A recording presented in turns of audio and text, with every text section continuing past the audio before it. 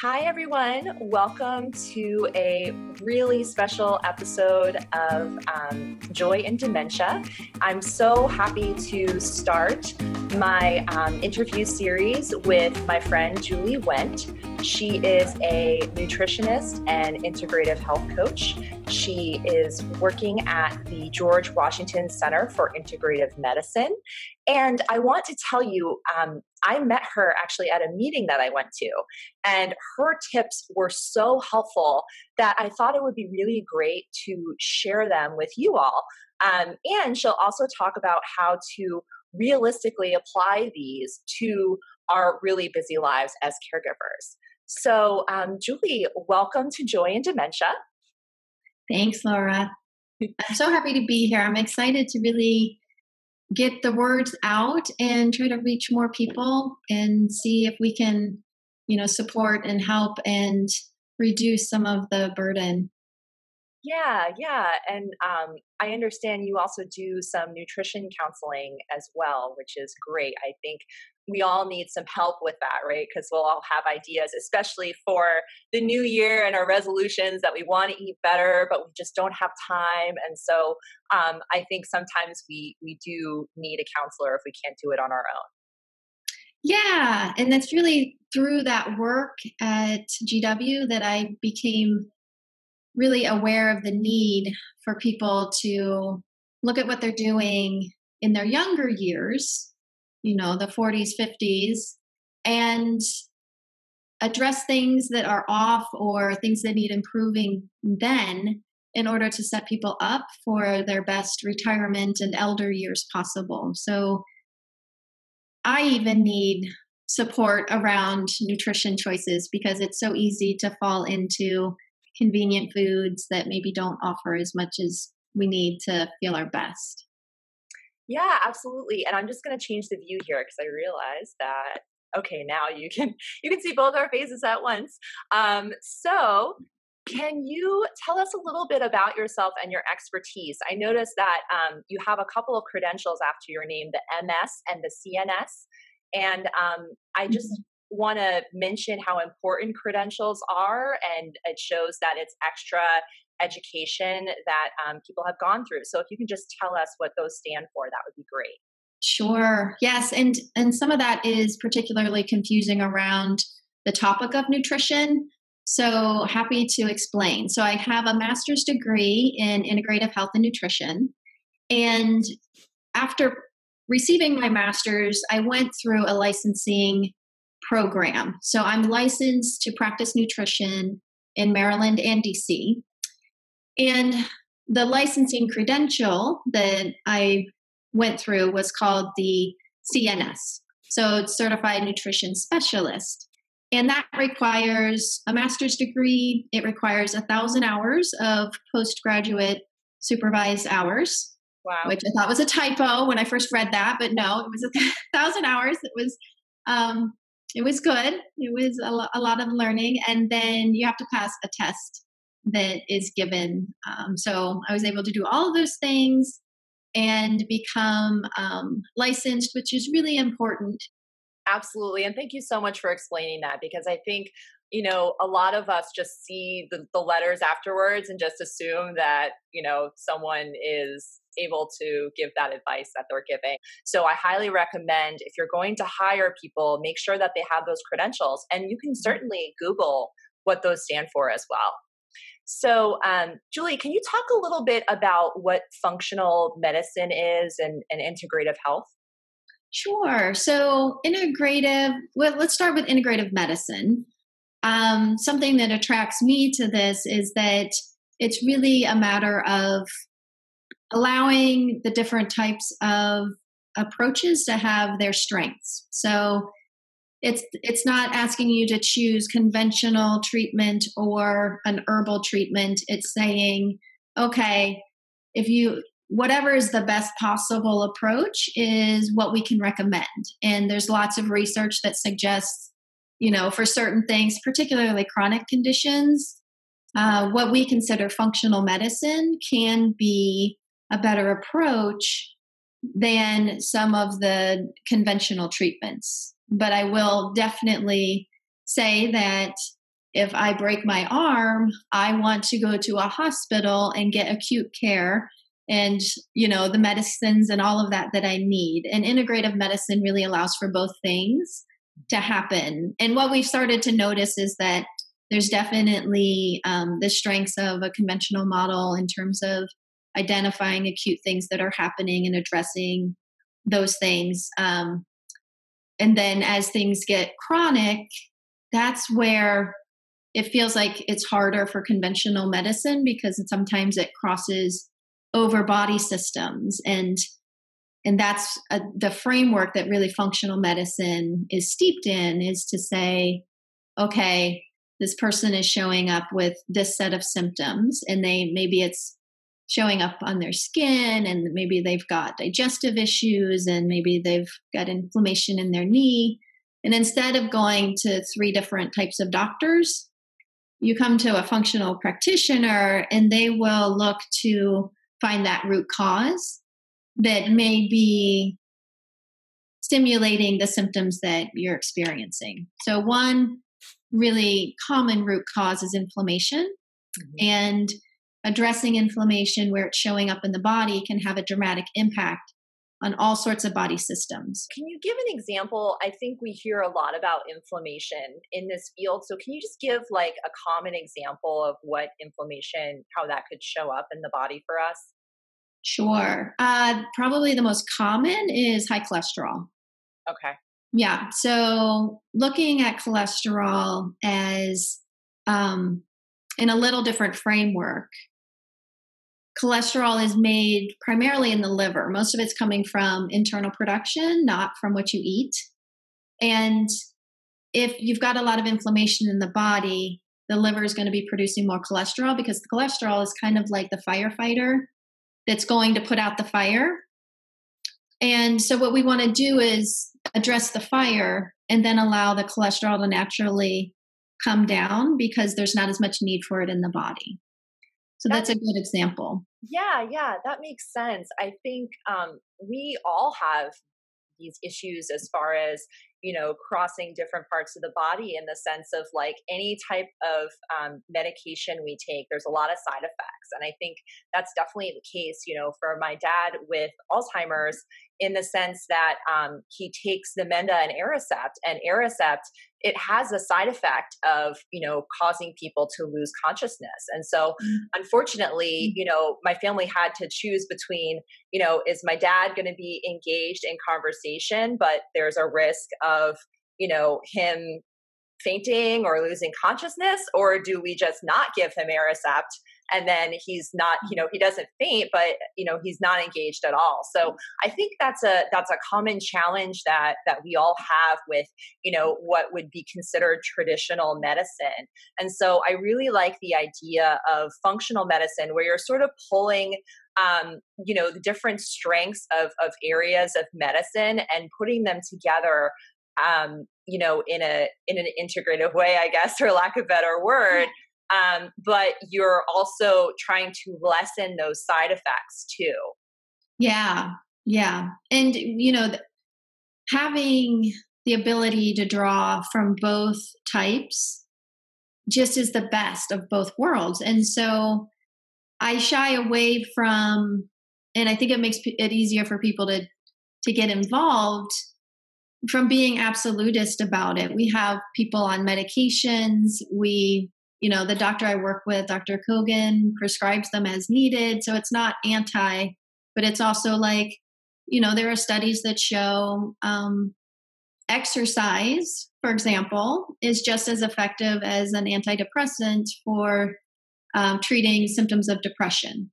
That doesn't mean nobody needs an antidepressant. It just means we want to make sure that you're exercising and we're supporting that and we're encouraging it, so that maybe you need less medication or maybe you feel better. And, part of the reason that happens is because it also is anti-inflammatory. So exercise stimulates anti-inflammatory processes in the body that help support your brain. So it's those kinds of things. It's very complementary.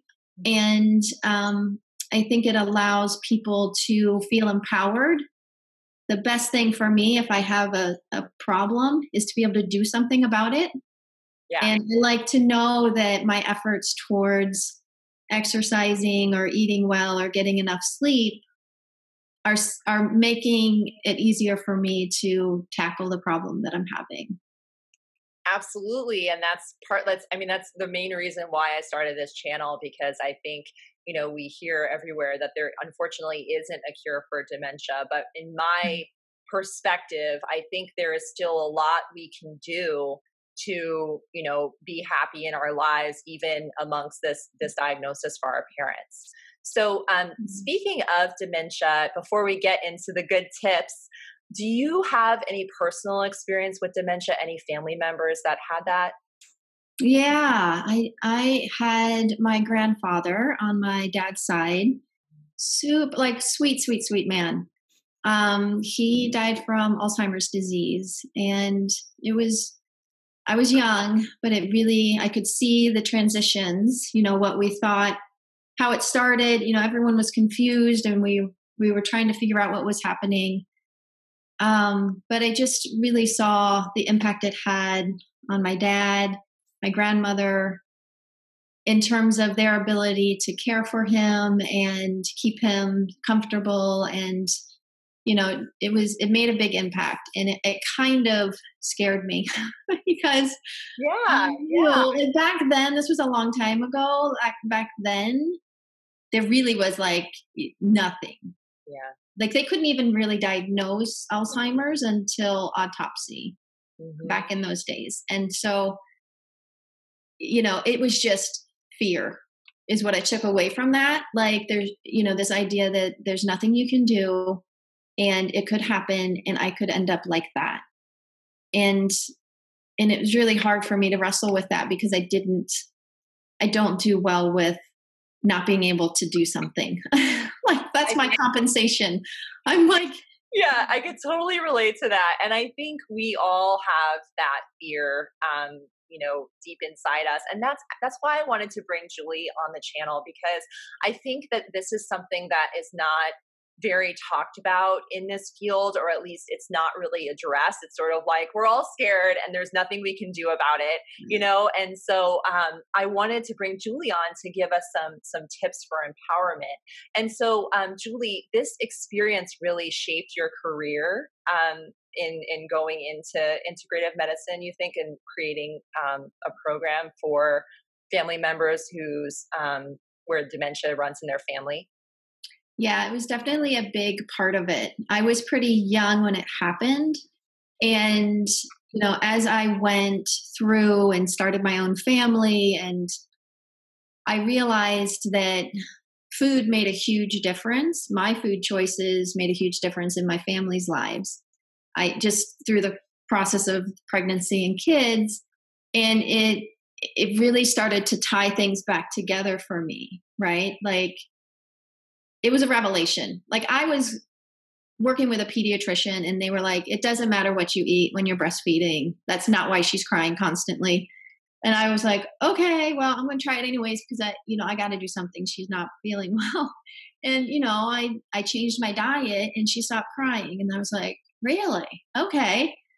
And so it was through this process. And then, it started to, as I learned more and more about it, really all makes sense. And I don't know why exactly my grandfather got Alzheimer's. I don't know what his genetics were. I don't know. He was a mechanic. I have to assume. I always remember his hands, even when they were clean, still had, some of the grease on them. And so I'm thinking, yeah, he probably had heavy metal toxicity, right? So these are things that make sense now that I know more.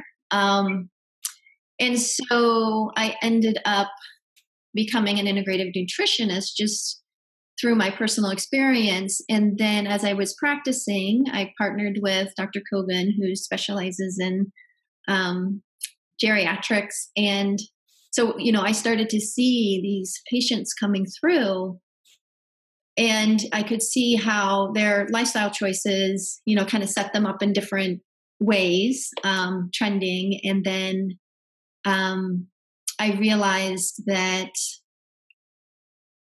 this can be applied in a really meaningful way earlier in life to really change the conversation that you're going to be having with your doctor when you're 70. So that was really neat. And we went to Dr. Bredesen, had a training with the Institute for Functional Medicine called Recode. And we went there and learned about his research around all the different drivers that he saw through. He looked at all the research and put it all together and said, okay, I'm going to do a program that addresses all of these drivers. And sure enough, everything could kind of be binned into the functional medicine framework. So it was really nice to be able to tie it back into my training, my clinical experience, my personal experience, and say, yeah, this makes sense. And, this is cutting edge. It's well researched. There's still, some things that we don't know, like who's going to respond well, who isn't. But he's having a lot of success throughout the country. They've got this program at Cleveland Clinic. So he's having success implementing these lifestyle changes with supportive medications. And, the medical side of it is very intense. But the lifestyle portion is exactly what I've been knowing personally and practicing professionally for many years. Yeah, so let's go into that. That's a good segue. So what are your recommendations for caregivers to improve their brain health? Well, the lifestyle recommendations can kind of be binned into 5 categories, or I call them pillars of health. And the 5 include diet. So thinking about what your food choices you're making, movement. So we want to think about how we're moving our body. We also think about how we're engaging our brain. We're going to look at sleep. Sleep is a huge deal. We're going to look at stress management. So really powerful, lots of different ways to do this. Mindfulness, meditation, that aspect. And then social connection is the last one. And all of these areas is really exciting. The research in each area is so promising, and it all works together in a really nice way to support your body. So thinking about your lifestyle in those categories kind of covers all the bases. Yeah. So can you go into a little bit more detail as far as diet goes? I think a lot of us who have researched diet, and I think there's quite a few, articles coming out about what to eat, what not to eat. What diet would you recommend? Is it Mediterranean? Is it keto? What do you think about like eating the dark fruits and vegetables like blueberries or spinach? And then I know I'm just going to throw these all out there. And then I've read about fish oil and MCT oil. So can you speak to what has been the most effective in this program, or is it unique to each person? Yes. So from a research perspective and from a preventative perspective, everything is very clear in terms of the Mediterranean diet. So it kind of depends on where your symptoms are and how you're feeling. It also depends on what you're currently doing. So the Mediterranean diet can be a big shift for some people. Just getting 8 to 10 servings of fruits and vegetables, which is sort of a pillar of the Mediterranean approach, can be hard, right? So I like to kind of start with that because there is a lot of buzz around the ketogenic diet. We use it a lot. It is one of the therapeutic diets for cognitive decline. But I don't know that we all need to start there. Like, I take people in steps through this process. I am super happy if I can get the 8 to 10 servings of fruits and vegetables. That's where I start. And that's super hard. So, once we get that going, a lot of symptoms that people are feeling can go away. And a oftentimes it's not like acute things, but it's more of the lethargy, brain fog, aches and pains, just lack of motivation. Those are all the kind of things that we put up with on a daily basis because we think, oh, I'm over 40. It's just how it is. And I'm here saying, no, it's not how it is. These are little conversations your body is having with you that it needs a little adjustment and tune up in some portion of your lifestyle. So that's interesting. And I think too, the fact that we are fatigued, it causes a lot of stress, right? And we as caregivers already have so much more stress than the average person. So this diet, maybe just, would you say like maybe just cutting out sugar as much as possible or processed foods would cause like a burst of energy and maybe less stress? Yeah, and that's kind of my trick because I try not to start cutting things out. I like to start adding things in. And the trick is that by the time you eat 8 to 10 servings of fruits and vegetables, there's no room. You're not there's no cupcake involved, like because you're full. Right. So I don't have to tell you not to eat the cupcake. And what actually starts to happen is that the cupcake looks less appealing and actually starts to taste less appealing because your taste buds change. So it kind of is a way for us to focus on and put our intention into what we want rather than putting our intention into what we're trying to avoid. And 100% agree that there is limited use for added sugar in anyone's diet. And we live in a culture that has sugar almost in everything. So, I mean, if you buy salsa at the store, you have to check the label because there's probably sugar in it, which is just bizarre to me. Tomato sauce, all of it. They just like tuck it in there. Yeah. And the same thing with like, chips and crackers. Those are all processed food. And I learned all of these things through when I saw Julie talk. And so while I haven't been eating, 8 fruits or vegetables each day, I have been trying to eat 5 fruits and vegetables a day. And I've already noticed that my energy has been much better. I am more motivated. In taking care of my own family and managing my job. I just feel like things are a lot better. And we'll get into this, but I'm also exercising 3 times a week. So I really feel like there is some truth in this personally. And I've also cut out most of the sugar, right? So like I have such a sweet tooth like my dad does. And so what I've done, which is not perfect, but I only eat or drink 1 sugary thing a day. And honestly, I notice again, my energy is better. I don't crash. My husband tells me I'm not cranky, and I think it really gives us more resilience. So if we are, caregiving for our parents, it really gives us some more patience and understanding, which I think we all need. So I feel like while sugar and processed foods are convenient, if you just buy, like I did yesterday, if you just buy some nuts or other things and eat those or dried fruit, you can wave off that craving, and you can have more energy in the day. So I found that like that's been very helpful personally. Yeah. And that's what I experience. And, that's the beauty of this work. It's like, there isn't a negative side effect. The only side effect that you're going to experience is improved health in some way, shape, or form. So that to me makes it an easy thing to get on board with because I don't have to like weigh the pros and cons of an intervention that, I need, but it might kill me in the process, or, even surgeries, like, okay, these are really hard decisions. Yeah. And the lifestyle stuff, it just feels so light.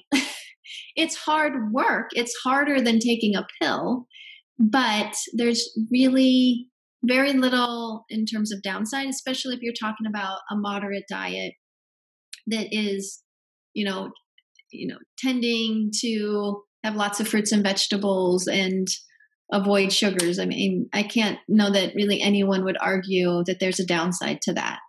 Right. So, And fruits. And once you start like taking out sugar, like processed sugar or cupcakes or donuts or anything from your diet, you'll notice that you love fruit because it yeah, has sugar in it, right. but it's a different type. It's not like, it doesn't taste like sickeningly sweet, like soon, cupcakes will Mhm. taste once you start doing this. I think, what is it, Julie, for like a week or something? That's Yeah. when your taste buds start to change. So you really need to only do it for a week to sort of start to notice the difference, which I think is just like incredible. That's not something that a lot of us learn. And so I think you talked to like blueberries and spinach are all very important. How about what is the approach on fish oil and MCT oil? Okay. So fish oil is actually, it has some mixed results in the research, which can happen with supplements because it's not food. So, Right. my ideal scenario is that somebody is getting enough of the omega-3 fats that you would get from a high dose fish oil in their food. Got it. That can be achieved by eating fatty fish a couple of times a week. That can also be supported with the vegetarian sources of omega 3s from nuts and seeds and things like that. So that's my first line of defense because I feel like your body knows what to do with that combination. A can of sardines has 1,000 milligrams of omega 3 in them, and you can have that as a snack instead of a bag of potato chips. Right. So those little things kind of is my preference. So MCT oil is a little bit different. It's not something that Dr. Bredesen talks about a lot. One of the theories behind Alzheimer's disease is that it is related to an inability to get fuel into the brain cells. So the MCT oil is really good at promoting the production of ketone bodies. That also happens in your liver. Your liver is a very important thing. Everyone should be kind to their liver. And so the ketone bodies are used as an alternative fuel source for all the cells in our body, particularly brain cells. Adding fats but reducing carbs is where you'll find more of the benefits. You know what I mean? Yeah, yeah. And an example of MCT oil, would that be something like coconut oil? So coconut oil has some MCT oil in it. And a lot of times you'll see that the MCT oil is derived from coconut. Mm-hmm. I think can be used, but it's more of an advanced intervention in my mind. That's after you've kind of got your diet dialed in and you're reducing some of the added sweeteners and things like that. Sometimes we read these articles that are bombarding us that MCT oil is like this miracle thing. Well, it's not. It's not like if you just add that, then you're going to be fine. You have to do these other adjustments. It's part of a larger approach to, and for some people, they don't have glucose transport issues. It's not their cognitive decline isn't coming from insulin resistance or dysregulation. It's coming from heavy metal toxicity, right? So that's not the best intervention for them. Definitely looking at your, cruciferous vegetables would be an important thing for. So sorting through and making an assessment as what are your areas that need support and what are the best ways to support it helps, I think, sort through all of the information we're getting about brain health, because it's true for some people, but it's not true for everyone. And then it can get really confusing and it feel like there's so many things that you have to do. Yeah. And I think that that's why, it might be good to have a nutrition counselor if you're having trouble assessing, what is unique to you. And so going into, I think that's a great conversation about diet. Thanks so much, Julie. And I was wondering what you mean by movement, because I think a lot of us hear how exercise is important. We talked a little bit about that before, but why the word movement and not just exercise? I like to use movement because some people have a really intense aversion to the word exercise in and of itself. And I think that movement really captures something larger, right? So there's tons and tons and tons of research that say exercise, meaning a certain amount of intensity for a certain amount of time, a certain amount of times each week, are going to produce results. And really, there aren't many research examples that would negate that. Everyone's on board. Exercising, going to the gym, going for a run, swimming, these things that we think of exercise is critically important to supporting health and amazing for your brain health, right? And we also know that there is research that says that somebody who runs marathons but sits on in a desk all day long has the same amount of risk factors as somebody who doesn't run marathons. Wow. Because they are spending 99% of their day sitting, right, or sleeping. And yeah, they go out for a run for an hour, which is awesome. But their risk factors are being really driven by the amount of sitting. And it's something that I had a post about that got a lot of conversation around, because they say, sitting is the new smoking. And we all know smoking is this, health hazard. Well, so is sitting and sitting and sitting and sitting and sitting, which is our modern lifestyle. So that's why I like to think about movement and get creative around, yes, I think exercise is great in the traditional sense, and ways that in your life you can add movement is going to support health as well. So working on a stand-up desk situation, adding in, more walk the stairs instead of the elevator, these things that we all hear about. That's why I wanted to get away from just exercise, because I think it's ways that we recreate, right? So if we sit all day, all week, and then for fun, we go and sit in the movie theater, that's a lot of sitting. Maybe for fun, we would go for a hike, or we could go canoeing, or, any things to like involve more movement that I wouldn't call canoeing exercise. I mean, that would be something you do for fun and move your body at the same time. So maybe I know we have quite a few primary caregivers watching where they are taking care of the person with dementia every day. Maybe going for a walk with them outside might be good, because it's good for the person with dementia and for you as the caregiver.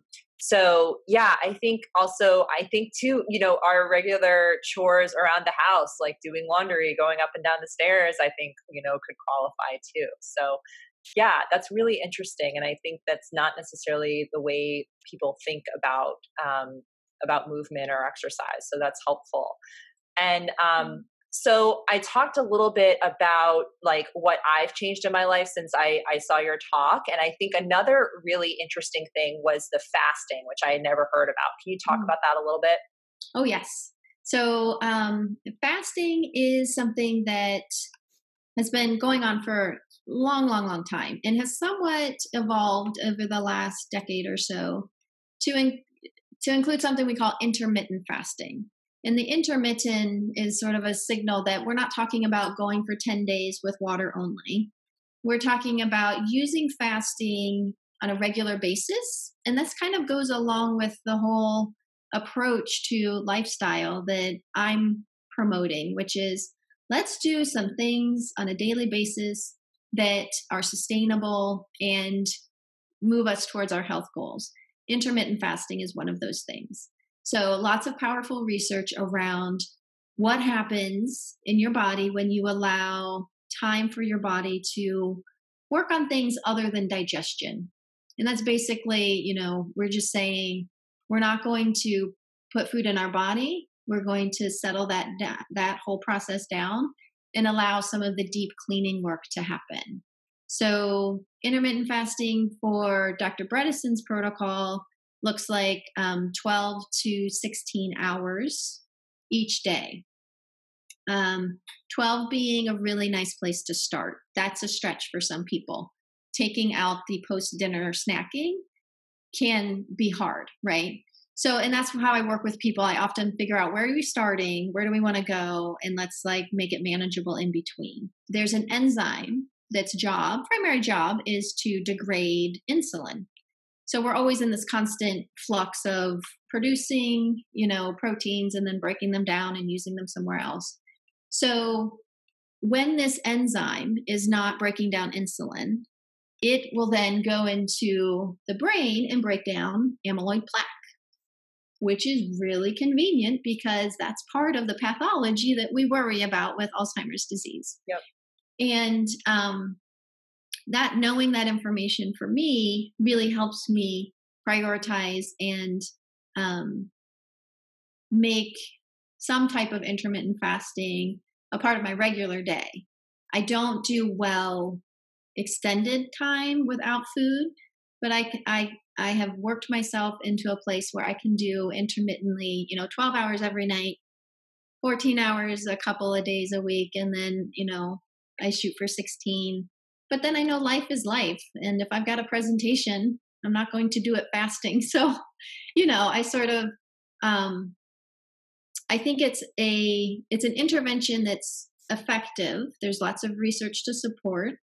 The research that comes out in terms of impact on everything from your blood sugar to your cholesterol to your weight is interesting because it doesn't include any diet changes. Mm-hmm. So people eat the same as they were eating before. They just change when they're eating, and they have some really powerful health benefits, which is just fascinating to me, right? I want everyone to be getting lots of fruits and veggies, and to think that there's an intervention where if you're struggling with that piece, maybe this piece helps you move forward in your health goals while you're still sorting through like the details of how to get on a Mediterranean diet or something like that. So could fasting for 16 hours, for example, could that be like skipping breakfast, or would it just be eating breakfast later in the day?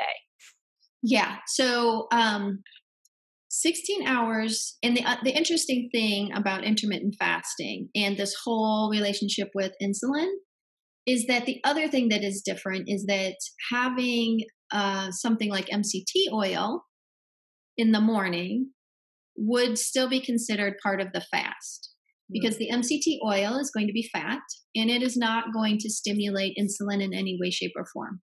Okay, so we're going to get some energy from that, and we're still going to be maintaining a low insulin level and allowing, that deep cleaning to happen. Mm-hmm. So a lot of times people will somewhat skip breakfast or make breakfast a MCT oil infused tea or coffee, and then have lunch and dinner. And then the next day, some people are doing 16 hours every day, so they've collapsed their eating window into 8 hours. But it's really like eat whatever you want in that 8 hours. Well, hopefully a nice Mediterranean diet, No cupcakes, right? Yeah. So like differentiating between therapeutic stuff and prevention stuff is important here. I think from a preventative standpoint, a nightly 12-hour with occasional 14 to 16 hours a couple of times a week is a really nice balance. So yeah, so I think we hear 12 hours and we're like, oh my gosh, that's so long. But when I started doing it, honestly, I think a lot of us are sort of fasting for 12 hours, not realizing it, right? Because we'll like forget to eat breakfast or something like that. But the way that I feel like it's manageable for me is that I try to eat dinner around 7 or 8 o'clock. And then instead of sort of taking that time to digest and then have a dessert a half an hour or an hour later, that I just eat the dessert right after the dinner, and then I, go to bed. And so like, that's like a doable thing, I think, for all of us. So you might want to consider doing that.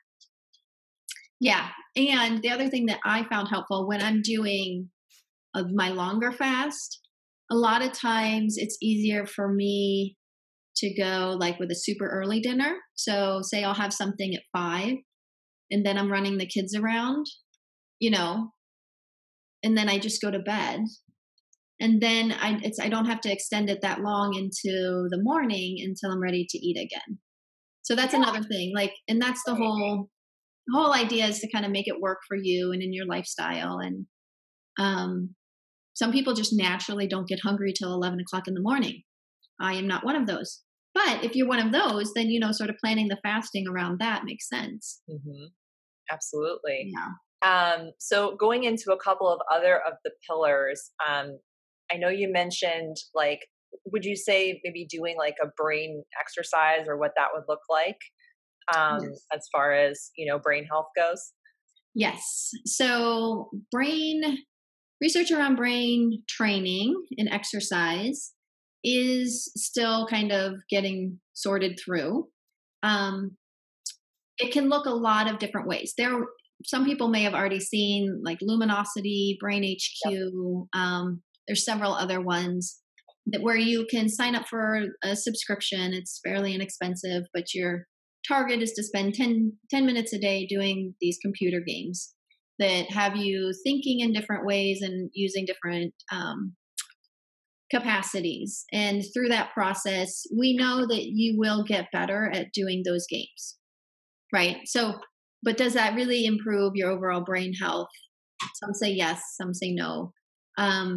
A lot of studies more so on what we think of more traditional brain engagement activities, learning a new card game, going and speaking a new language for the first time, an instrument, engaging your brain in something you enjoy and something that maybe is a little bit new and hard, but on a pretty consistent basis is really helpful.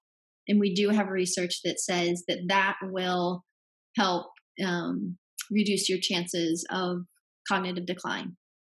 Yeah, and I think from what I've read, it connects to the neuroplasticity. So, sort of Mhm. using different neural connections that you haven't been using for the past few years. And actually, I saw that there's some recent research on dancing and how that actually integrates a lot of the different areas of the brain. Yeah. So, people are recommending that.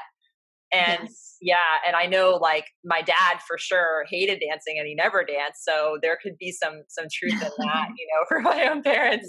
Yeah. Well, But what I would say the beauty of it is that their dancing is great. Tai Chi, same thing. Tons and tons of research about the benefits of Tai Chi on cognition, right? And it's similar to dancing because you're getting exercise, so you're improving the oxygen flow and reducing inflammation in that way. You're concentrating, right? So you're building the neural pathways, you're learning patterns and things like that. It's social. Like, so these are activities that kind of bring in a lot of the pillars that we talk about. yeah, So you're not going to dance by yourself usually, right? So you're going to be in a community. Tai Chi is done in a community. There's lots of other examples. Going to conversational French, you're engaging in that way and you're building community and hopefully you're having fun, like, just the act of stress relief. So it's sort of simple in some ways because you're like, oh, well, dancing is not that unusual. Like, you know what I mean? It doesn't have to be complicated. It needs to be a priority. So, right. in this world of overscheduledness and constant demands, if you know it's important to carve out time for things and figure a way out, then hopefully you add enjoyment while at the same time supporting your health, right? Yeah, and I know that that's kind of the same. So I've had quite a few videos lately on mindfulness. So different ways that, since Yeah. that could be a version of self care, that's a good stress management technique. So I'm noticing that when I go to my mindfulness classes now, I do have that social aspect, and we do the mindful movements and things like that. So Mhm. I think that's really good. And it's actually also recommended for middle age and also elders. So I figure like, I'm in my 30s, but it's good that if I'm getting into these habits now, then it's going to be easier to, not only will I be in better health now, but I'll also, it'll be easier to make that lifestyle change when I'm older, because it won't be a change. It'll be what I've been doing. So, Exactly. yeah. And that's how I'm so excited, because I feel like creating an army of people like you to go out, and that's how we're going to change the trajectory of Alzheimer's disease. It's not waiting for some miracle drug. It's not trying to put the pieces back together after it's already started. It's preventing it from happening in the first place, which is, we know a lot about how to take care of ourselves in these different ways. They make sense to us. We have research to support them. And it's just like, that's what really like jazzes me up, to think that we can reach people like you and, a whole bunch of other people that will have a different conversation, because they will have avoided so many things. Not everything, this is not, no guarantees, but we just know that everything is going to be that much better when you feel good, and you're going to feel good when your body is getting what it needs through your lifestyle. Great. And I think the last pillar that we haven't talked about is sleep. So is there a specific number of hours that you recommend? The general guidelines are between 7 and 10 hours. That's kind of a big window. And so it's going to depend on an individual basis. There are risks associated with less than 7 and more than 10, which, it's like Goldilocks principle just keeps showing up in my work all the time. Like, we want the sweet spot.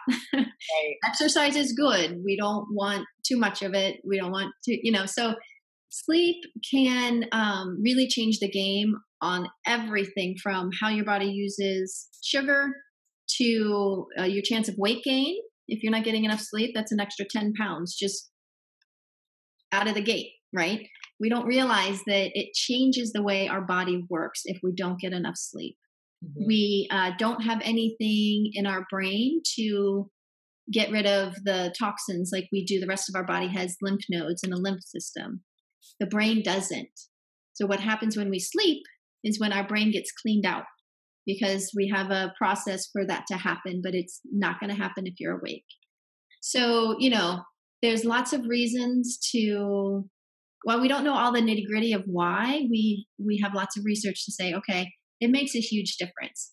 So it's important to figure out what you need in order to feel your best. And I think starting with 8 hours is a good place to start. If you need 8.5, then get it, right? Or if you don't need 8, you need 7.5. But I can tell you for myself, there's a threshold. If I'm not getting 7.5, I can't get through the day. 3 o'clock comes around and I'm looking for caffeine. And if I get over 7.5, I don't even notice. Mm-hmm. It's fascinating. And my mood is different too when I don't get enough sleep, and my resilience level, I feel like. So I think this is an example of where, if you're living with a parent with dementia, it's going to be really hard for you to get 8 hours of sleep. So that's realistic. So I think in the sense where Julie is talking about, what is easiest for you to start doing, right? Because then at least you are going to be better off than you are now, which is not doing anything, right? So, so that kind of goes into my next question. So all these tips are really ideal in theory, but, life feels overwhelming for a caregiver since I'm taking care of my family and my parents. So how do we realistically apply these recommendations to our busy lives and make it feel doable? I think we talked a little bit about, prioritizing, picking one that might be the easiest to do. Can you speak a little bit more to that? Yes. So it is overwhelming, right? And it's I really am aware that adding more things to do is going to add stress. So going about this in a way that feels supportive rather than stressful is really important to me, because we all know that stress is sort of this this thing that contributes to every negative health outcome, right? Mm-hmm. So managing stress is big. I don't want to add more stress to people's lives. It's important to try to make an assessment, right? So we've talked about a lot of different things. Within each of those big categories, there are almost endless possibilities in terms of what you might focus on.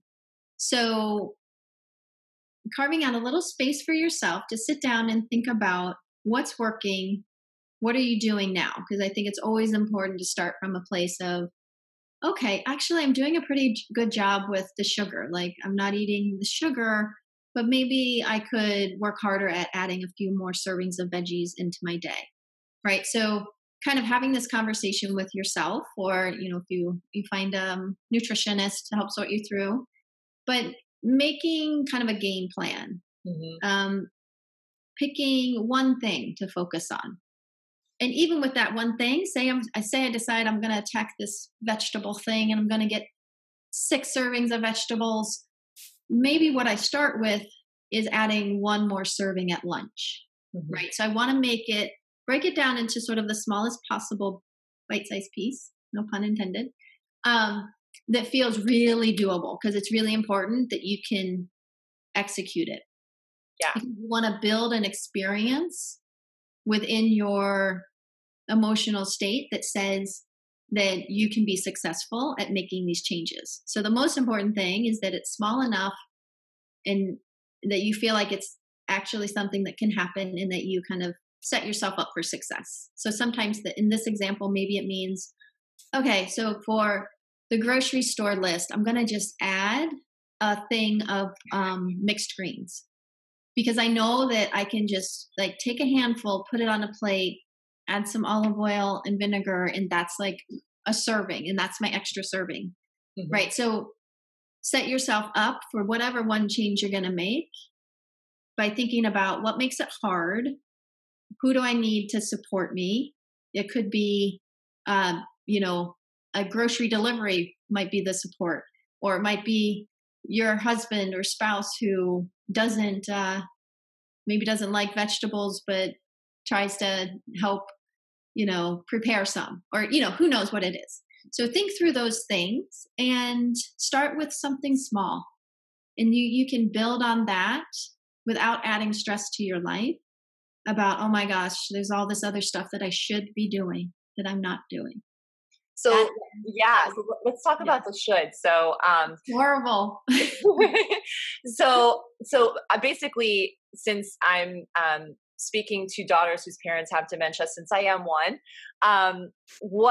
if you had to sum up this interview to one takeaway point specific to long distance secondary caregiving daughters, what would it be? I know you have some really great tips, like about prioritizing what is the most realistic, acknowledging the obstacles, bringing in support. Like if you dread doing the laundry or you dread cooking, maybe bringing someone else in to do that. And yes, it will cost money, but I think it could save money as well. So I think that tends to be a pretty big issue for, daughters like myself who have our own families. So is there kind of a tip that you would recommend for, being able to stick to your meal plan, but also not having to go to the grocery store, for example? Yeah, that's always a big one. And sort of circling back on the whole idea, and the reason I laugh about should is because it's so present in our mind, but we don't realize it a lot of times. And when you start talking and brainstorming about ways to implement whatever goal you've decided, it's important to notice when you say, oh, it's just salad, or I should be able to, clean the house.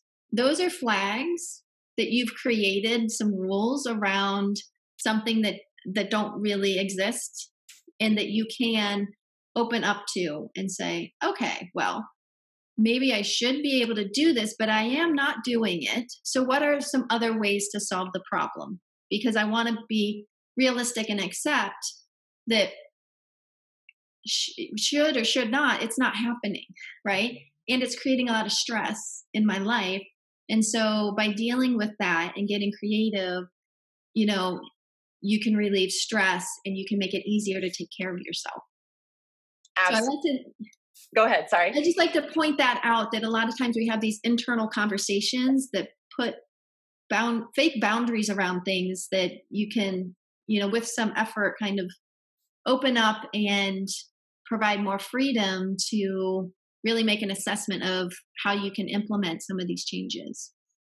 Absolutely. Yeah. And I think should is a big issue for us as caregivers, right? Like we should be able to take care of our parents. We should be able to take care of our spouse. So I think this is kind of a step in the right direction of saying, instead of I should eat vegetables, I can add this spinach to my lunch, and I wanted to just add a really easy and sustainable way for me has been like adding a lot of fruits or a lot of vegetables to a smoothie, because honestly, it's not like you have to eat each one. It's, it's in a liquid form for you to drink. And if you want to put, a sweet fruit in there to make it a little better, I think smoothies are really big now. You can go to the store to make it, or to buy it rather, but it's better to make it with like frozen fruit in the grocery store. So that's kind of how I found it to be easier. Yeah. And so I think you have an offer for our viewers, Julie. I do. So one of the manifestations of my work is a program called Your Healthy Mind. It's an online format with a group effect that allows people to sort through some of the stuff we've been talking about, right? So we've got content, we've got the health coaching support, and really within a community where other people are struggling with the same things and different things, and being with other people who are on the same journey is really powerful. So I would like to offer a discount for caregivers where if we have a lot of times we'll see even like a daughter and a parent want to go through the program together. And so I offer a discount to allow half off a second subscription to the program. And that allows you guys to all be kind of on the same page and supporting each other and learning all the information together. And it creates a much more sustainable and successful outcome. So I'm excited to offer that. We are launching again, actually in 2 days on Saturday. So if anyone is interested, I would love to hear from you. And you can find me at www.brainpoweredlife.com. And, anything that I can do to help support, I am available for. So I hope to hear from some of you. I'm really so honored to have been part of this conversation, and so excited that you personally have implemented some changes and are feeling better. That's so awesome. I love it. Yeah, absolutely. And I think, I know that the research has been around Alzheimer's and Parkinson's for these tips, but I know, like, I personally, from what I'm reading, I think that there's a lot of commonalities between inflammation and stress. And I think that regardless of the dementia that your parent has, that, any of these, and for you that you're afraid that you're going to get, I think any of these tips could be helpful. And that's just, that's my opinion because I can't speak to what the research is. But honestly, again, I feel like there's no downside to starting to implement some of these tips, even if it's just one, regardless of, the type of dementia that runs in your family. And is this program accessible to anyone, outside of the Maryland or DC area, Julie? Like, we're talking outside of the US as well? Yeah. So I really wanted the online piece so that we could really start just creating an army of people equipped to, implement and spread the word, right? So when we can normalize having social gatherings that aren't just sugar, and, people start bringing vegetables and dip and stuff like that, like that's really what's going to shift this whole thing. So I'm excited to be able to accept people from all over the place and connect online. That's so awesome. Thank you so much for joining us today. Thank you for your offer. And if you like what you saw here and really learned a lot from Julie and me, I'd love it if you could subscribe to my channel right below. And I am the CEO and founder of Befriended Heart, where I help daughters navigate their parents' dementia. Bye. Bye.